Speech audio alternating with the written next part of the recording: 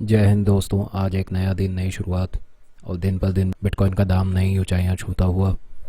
आज हम आपसे 3 विषयों पर बात करेंगे। सबसे पहले हम बिटकॉइन और इथेरियम का प्राइस रिव्यू करेंगे और उसके बाद जो आजकल न्यूज़ में बिटकॉइन बैन की बहुत चर्चा चल रही है उसमें कितनी सच्चाई है, क्या संभावनाएं हैं और इस बैन की नेगेटिव न्यूज़ के बीच आपको क्या करना है, इस बारे में हम बात करेंगे। शुरू करते हैं बिटकॉइन के प्राइस रिव्यू से। पिछली वीडियो में हमने आपसे बात की थी कि बिटकॉइन एक ट्रायंगल फॉर्मेशन में फंसा हुआ है और उस ट्रायंगल फॉर्मेशन के अंत में बिटकॉइन का दाम थोड़ा नीचे आने की उम्मीद है। आइए पिछले वीडियो की एक झलक देखते हैं। ट्रायंगल में कंसोलिडेशन होने के बाद अगर वॉल्यूम लो रहता है तो बिटकॉइन थोड़ा नीचे की तरफ तो जैसा कि आपने पिछली वीडियो के रिकैप में देखा, हमने कुछ इस तरह का ट्रायंगल फॉर्मेशन आपको बनाकर दिखाया था जो बिटकॉइन के प्राइस एक्शन से दिख रहा था। और उसके बाद हमने आपको ये कहा था कि इस ट्रायंगल फॉर्मेशन के अंत में अगर थोड़ा सा डंप आता है या वॉल्यूम लो होता है तो बिटकॉइन का प्राइस नीचे आएगा और 24 लाख, 20 लाख और 18 लाख का टारगेट आपको दिया था, जहां पर आप बिटकॉइन अगर बाय करते हैं तो आपको बहुत ही अच्छा दाम पे बिटकॉइन मिलेगा। और ऐसा हुआ भी। बिटकॉइन इस ट्रायंगल के बाद थोड़ा नीचे आया और यहाँ देखें तो 22 लाख तक गया, फिर 23 लाख और 24 से 23 लाख के बीच 1-2 दिन के लिए बिटकॉइन का दाम फ्लक्चुएट हुआ।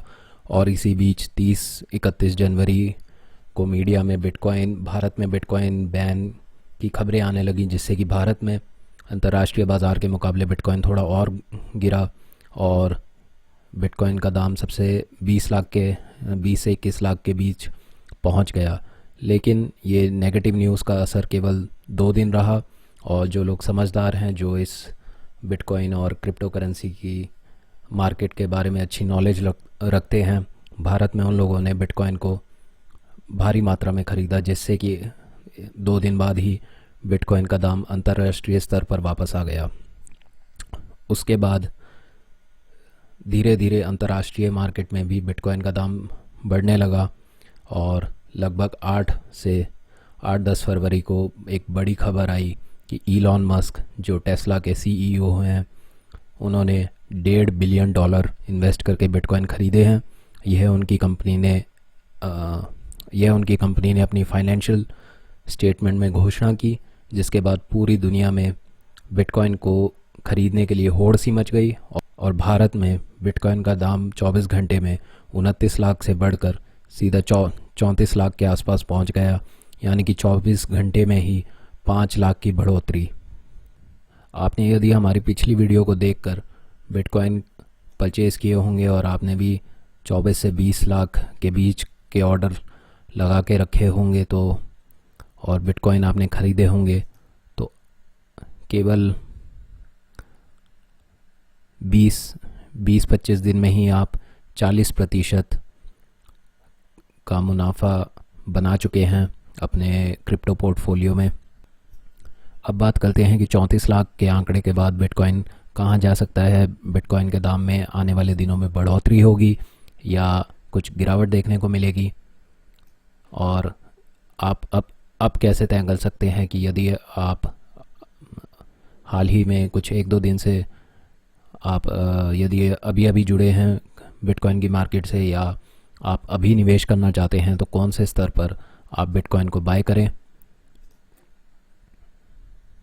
तो देखिए, भारत में जो भी यह असमंजस की स्थिति बनी हुई है बैन के चलते, इसका असर अंतर्राष्ट्रीय मार्केट पर कुछ भी देखने को नहीं मिल रहा है। यूएस,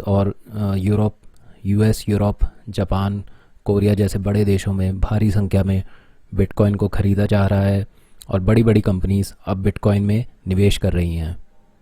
इसके चलते दाम बहुत ज़्यादा नीचे गिरने की उम्मीद नहीं है, क्योंकि जैसे ही थोड़ा सा दाम बिटकॉइन का नीचे गिरता है, कोई बड़ी कंपनी बिटकॉइन को भारी संख्या में ख़रीद लेती है, जैसे कि इलॉन मस्क की टेस्ला कंपनी ने ऐसा किया। जब बिटकॉइन का दाम यहाँ पर 30 लाख से गिरकर 25 लाख के आसपास पहुंचा। तो इस जोन में, इस प्राइस रेंज में इलॉन मस्क की कंपनी टेस्ला ने $1.5 बिलियन यानी कि लगभग 10,000 करोड़ रुपए निवेश किए बिटकॉइन में। और जितने भी बिटकॉइन और भारी संख्या में बिटकॉइन को इकट्ठा किया, जिसके चलते दाम यहाँ से संभला और कुछ ही दिन बाद फिर से बढ़ने लगा। यहाँ जैसा कि हम देख पा रहे हैं, बिटकॉइन का दाम में बड़ी उछाल आने के बाद बिटकॉइन की मार्केट स्थिर है। बहुत ज़्यादा उसमें गिरावट देखने को नहीं मिली है। जो इस दिन एक गिरावट हुई भी, निचले स्तर पे भारी संख्या में लोगों ने बिटकॉइन को फिर से ख़रीदा और दाम फिर से ऊपर 30-33 लाख के आसपास आ खड़ा हुआ। क्योंकि अंतर्राष्ट्रीय स्तर पर केवल अब लोग ही नहीं, बड़ी बड़ी कंपनीज बिटकॉइन में निवेश कर रही हैं, बिटकॉइन अपनी बैलेंस शीट में जोड़ रही हैं।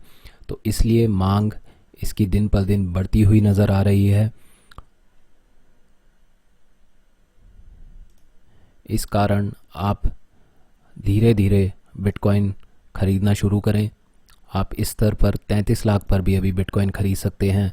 और यदि आप चाहते हैं कि थोड़ा सा गिरावट का अगर आप फ़ायदा लेना चाहें तो बहुत निचले स्तर की उम्मीद ना रखें। आप 33 लाख से कुछ 32 लाख या 30 लाख के बीच अपना ऑर्डर लगा कर रखें। अगर छोटी मोटी गिरावट आती है तो आपको उसका थोड़ा फ़ायदा मिल सकता है। पर यदि आप पहली बार निवेश कर रहे हैं या आप सोच रहे हैं कि आपको बिटकॉइन कुछ इकट्ठे करने हैं और आप बहुत ज़्यादा समय नहीं दे सकते रोज़ मार्केट को ट्रैक करने का, तो आप करंट प्राइस लेवल पर इस स्तर पर भी बिटकॉइन ख़रीद सकते हैं। लंबे समय में, यानी कि आज से 6 महीने, 1 साल, 2 साल में आप मुनाफे में ही रहेंगे, ये बात तय है।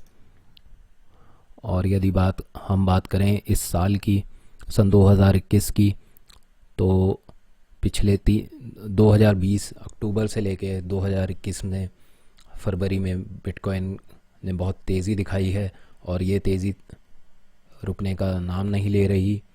और यह पूरी उम्मीद है कि बिटकॉइन यहाँ केवल 33 लाख या 34 लाख के दाम से उठकर केवल 35 या 40 लाख तक ही नहीं बल्कि 50 लाख तक भी जाएगा, इसकी पूरी संभावना है। तो यह हमारा प्राइस एनालिसिस था। हम ये नहीं कह रहे कि यदि आपको बिटकॉइन समझ नहीं आ रहा तो आप उसमें निवेश करें, और आप अपना रिसर्च ज़रूर करें और अपनी समझ के अनुसार आपको किस तरह निवेश करना है इसका निर्णय लें।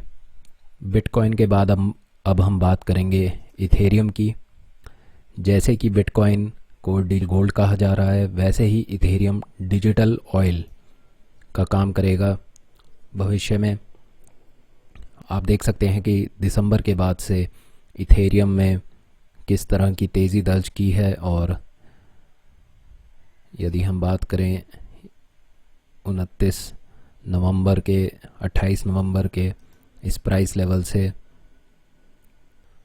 तो केवल 80 दिनों में, लगभग 3 महीने में इथेरियम ने 250% की बढ़त दर्ज की है, जो कि किसी भी निवेश, आप कहीं भी निवेश करें, कोई भी बिज़नेस करें, इस तरह की बढ़ोतरी मिलना बहुत ही मुश्किल होता है।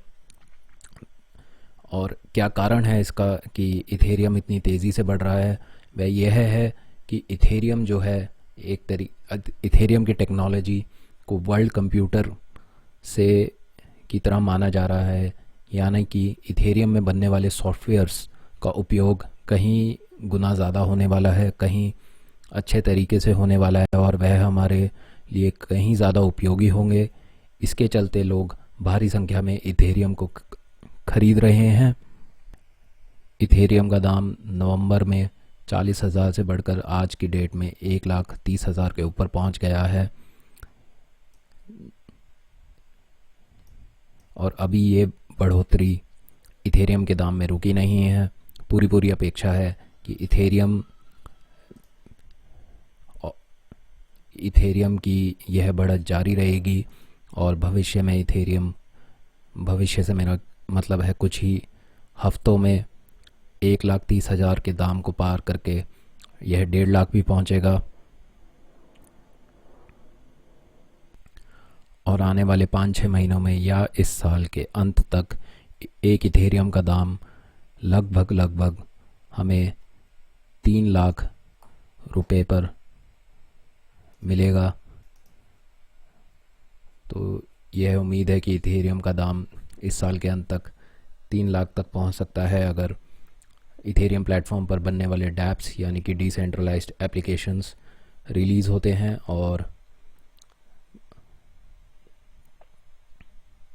और उनका अडॉप्शन होता है, तो इथेरियम की डिमांड काफ़ी ज़्यादा बढ़ेगी मार्केट में। तो यह था बिटकॉइन और इथेरियम का प्राइस रिव्यू। अब चर्चा करते हैं भारत में चल रही बिटकॉइन बैन की न्यूज़ की कि इसमें कितनी सच्चाई है, सरकार ने क्या कहा है, मीडिया उसका क्या मतलब निकाल रही है और आपको क्या बातें पता होनी चाहिए। इस पार्लियामेंट्री बजट सेशन की शुरुआत से ही बिटकॉइन और क्रिप्टो करेंसी को लेकर सरकार का क्या रवैया रहेगा, यह काफ़ी मंत्रियों ने सरकार से सवाल किए हैं। सरकार की भी इसमें कुछ शंका है कि क्रिप्टो करेंसी के बारे में इस तकनीक को कैसे अडॉप्ट किया जाए, कैसे डेवलप किया जाए। तो इसके चलते काफ़ी नेगेटिव न्यूज़ जो है हमारे देश में सर्कुलेट हो रही है मीडिया के थ्रू। जैसे कि आप एक आर्टिकल ये देख सकते हैं, बिजनेस टुडे में छपा था कि inter ministerial group recommends ban on bitcoin private crypto currency in India. और इस आर्टिकल में यह लिखा है कि सरकार की एक कमेटी ने बिटकॉइन पर या प्राइवेट क्रिप्टो करेंसी पर बैन लगाने के लिए सुझाव दिया है और यह बोला है कि आरबीआई एक अपना हमारे देश का एक कॉइन बनाएगी, क्रिप्टो करेंसी कॉइन, जो कि आरबीआई चलाएगी। इस आर्टिकल से यह पता चलता है कि यदि सरकार में जो मिनिस्ट्री है, ये high level inter ministerial committee, उसे बिटकॉइन या क्रिप्टो करेंसी की बहुत गहन नॉलेज नहीं है। देखिए, पहली बात, जो बिटकॉइन है वह कोई एक सरकार या कोई कंपनी नहीं चला रही है। बिटकॉइन कंप्यूटर नोड्स यानी अलग अलग लोग कंप्यूटर पर अपना उसका सॉफ्टवेयर डाउनलोड करते हैं और उसके नेटवर्क का हिस्सा बनते हैं। पूरी दुनिया में साझेदारी से बिटकॉइन को चलाया जा रहा है। किसी एक देश या किसी एक कंपनी का इसमें कोई रोल नहीं है। इसमें बहुत सारे लोगों की पार्टनरशिप आप कह सकते हैं, उससे बिटकॉइन चल रहा है। इसलिए बिटकॉइन को प्राइवेट या पब्लिक दोनों कहना, सरकारी भाषा में प्राइवेट और पब्लिक का मतलब होता है, पब्लिक मानिए जो सरकार का है और प्राइवेट जो सरकार का नहीं है। लेकिन ये जो गवर्नमेंट की डेफिनेशन है प्राइवेट और पब्लिक, ये बिटकॉइन या क्रिप्टो करेंसी पर उतनी लागू नहीं होती। कम से कम बिटकॉइन के केस में ऐसा ही है, क्योंकि बिटकॉइन सबकी भागीदारी से चल रहा है पूरी दुनिया में।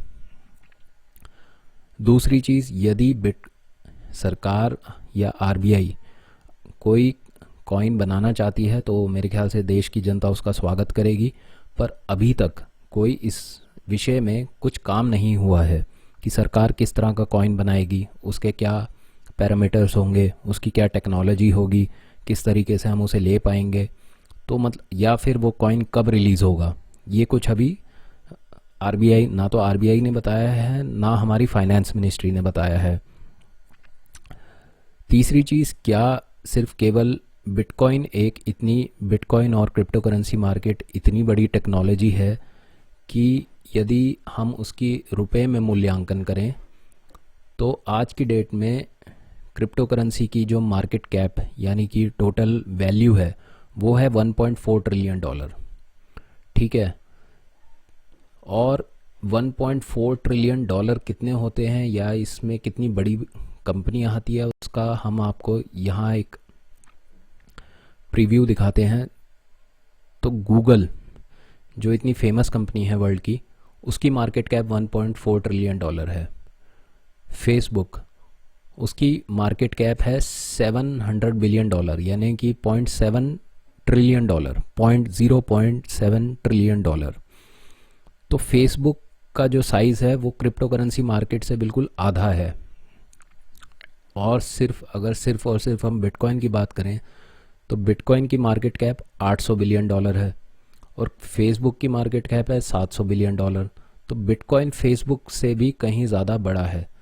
तो सरकार ये कह रही है कि हम, या मीडिया ये कहना चाह रही है कि इतनी बड़ी कोई टेक्नोलॉजी है जिसकी इतनी बड़ी वैल्यू है, वो हमारे देश में बैन कर दी जाएगी। तो इसका क्या मतलब है? जो लोग इस टेक्नोलॉजी से जुड़े हुए हैं, जो इसके इंजीनियर्स हैं, जो डेवलपर्स हैं, जो कंपनीज इसमें काम कर रही है, तो फिर क्या उनके कामकाज पर रोक लग जाएगी? फिर वो क्या करेंगे? तो एक बैन जो शब्द मीडिया में सर्कुलेट हो रहा है वो शायद काफ़ी नेगेटिव है। बैन की जगह जो ज़्यादा पर्याप्त हमें लगता है वो यह है कि भारत सरकार इसे पूरी तरह बैन नहीं करेगी, इसके कुछ पार्ट्स को रेगुलेट करेगी, और जो कि करना भी चाहिए। और इस टेक्नोलॉजी का हम फ़ायदा ज़रूर उठाएंगे, जिस तरह हमने इंटरनेट का फ़ायदा उठाया है और आईटी में हमारे देश ने डेवलपमेंट की है।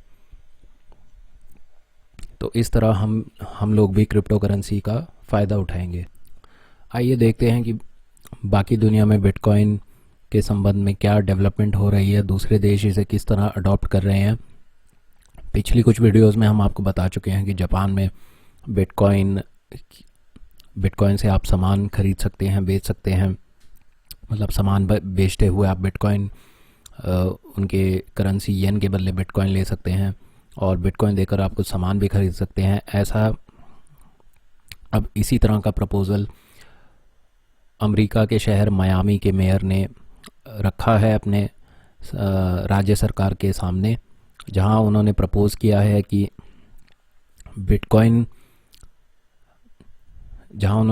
किया है कि शहर के जो सरकारी एम्प्लॉयज़ हैं, उनकी सैलरी बिटकॉइन में, कुछ भाग उसका बिटकॉइन में सरकार उन्हें दे सके। और जो मेयर हैं फ्रांसिस सुआरेज, उनका कहना है कि मायामी को वह बिटकॉइन फॉरवर्ड या क्रिप्टो फॉरवर्ड सिटी बनाना चाहते हैं, और वह इस बिटकॉइन एवं क्रिप्टो करेंसी की टेक्नोलॉजी से बहुत खुश हैं। इसके चलते उन्होंने यह बयान दिया कि the city of Miami supports efforts to make bitcoin an acceptable currency for us to potentially invest in the future. तो वह अपने आप को फ्यूचर रेडी कर रहे हैं, यानी कि बिटकॉइन की टेक्नोलॉजी को वह बहुत महत्वपूर्ण मानते हैं, और इसके चलते बिटकॉइन की टेक्नोलॉजी को अडॉप्ट करने के लिए वह कदम उठा रहे हैं।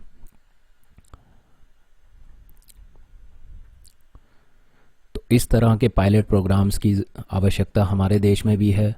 ज़रूरी नहीं है कि हम पूरे राष्ट्रीय स्तर पर बिटकॉइन को सैलरी के रूप में लेना या बिटकॉइन से सामान खरीदना बेचना पूरे राष्ट्रीय स्तर पर लागू करें। हम एक किसी छोटे शहर या किसी राज्य से भी शुरुआत कर सकते हैं, और उसमें हम देख सकते हैं कि क्या लाभ है, और फिर उस पायलट प्रोग्राम के आधार पर आगे की प्रक्रिया सरकार तय कर सकती है। अब यदि आप बिटकॉइन में निवेश कर रहे हैं, या आप बिटकॉइन की टेक्नोलॉजी के बारे में बहुत एक्साइटेड हैं, और आप में से काफ़ी लोग होंगे जो बिटकॉइन में निवेश कर चुके हैं और या फिर बिटकॉइन में निवेश करना चाह रहे हैं, बट जब इस तरह की नकारात्मक न्यूज़, बैन की न्यूज़ हमारे देश में बड़े स्तर पे सर्कुलेट होती है, तो ऑब्वियस ही बात है कि बहुत लोग घबरा जाते हैं। काफ़ी लोगों ने अपने बिटकॉइन सेल भी कर दिए होंगे अभी इस न्यूज़ के चलते, और फिर बाद में जब बिटकॉइन बढ़ गया तो उन्हें एहसास हुआ होगा कि उन्हें बहुत बड़ा घाटा हो गया। तो देखिए,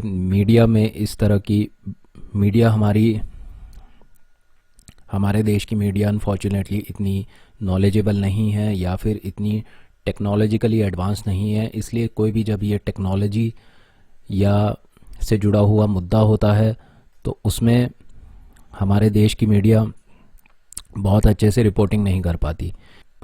इसलिए इस असमंजस की स्थिति से बचने के लिए और मीडिया की नेगेटिव रिपोर्टिंग से जो ये भ्रम जाल फैल रहा है, इससे बचने के लिए आप हमारे चैनल को सब्सक्राइब करें, हमारे यूट्यूब और हमारे ट्विटर चैनल को आप सब्सक्राइब करें। आप अपनी नॉलेज, हम जो वीडियो रिलीज़ करते हैं हम उसमें टेक्निकल नॉलेज देते हैं, जिससे कि आपके बिटकॉइन और क्रिप्टो करेंसी से जुड़े कॉन्सेप्ट्स क्लियर होंगे और आप सही डिसीजन ले पाएंगे। किसी भी तरह की न्यूज़ आती है तो उसमें बहुत सारे र्यूमर्स भी हो सकते हैं या गलत तरह की रिपोर्टिंग हो सकती है। यदि आपको सही तरीके की नॉलेज होगी तो आप इंडिपेंडेंटली डिसाइड कर पाएंगे कि आपको क्या करना है, और किसी भी तरह के घाटे या किसी भी तरह के स्कैम से आप अपने आप को बचा सकते हैं। हमारी वीडियो देखने के लिए धन्यवाद। बिटकॉइन और क्रिप्टो करेंसी की जानकारी प्राप्त करते रहने के लिए हमारे साथ जुड़े रहें। फिर से आपसे मुलाकात होगी। जय हिंद।